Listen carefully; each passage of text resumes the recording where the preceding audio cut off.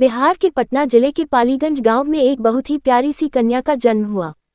कन्या अत्यंत सुंदर थी। उसके माता पिता अथवा रिश्तेदारों ने जन्म पर खुशियां मनाई। घर में उत्सव जैसा माहौल था।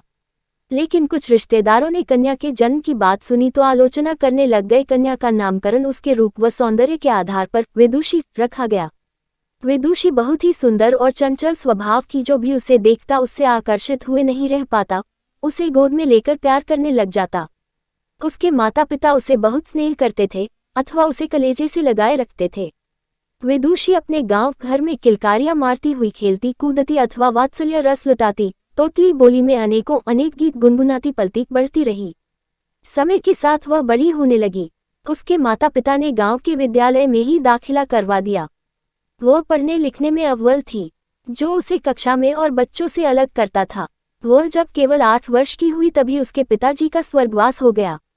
फिर वह मानसिक रूप से परेशान रहने लगी, किंतु फिर भी वह पढ़ लिख कर आगे बढ़ती रही। उसे बचपन से ही क्रिकेट, फुटबॉल व वॉलीबॉल आदि अनेक खेल खेलने का शौक था। वह अभ्यास करती थी, उसमें लगन था, जिसके कारण वह एक राष्ट्रीय खिलाड़ी भी बन गई। विदुषी एक साधारण परिवार में जन्मी थी। धन के अभाव से उसने हार नहीं मानी। उसने कॉलेज से लॉ वकालत की परीक्षा भी पास कर ली। विदुषी की जिंदगी में एक मोड़ ऐसा आया कि जब वह एक परीक्षा देने के लिए ट्रेन से जा रही थी।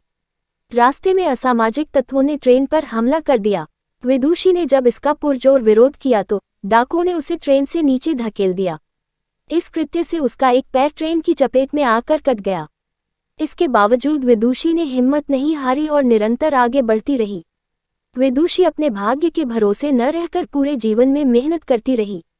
उसके नेक इरादे ने एक दिन एवरेस्ट की चोटी भी लांघ दी। अपने देश भारत का झंडा एवरेस्ट की चोटी पर गर्व से लहराता हुआ विदुषी और उसके जज्बे को सलाम कर रहा था। तात्पर्य यह है कि जब आपने लगन व तपस्या की भावना रहती है तो आपके लिए कोई भी कार्य असंभव नहीं रहता।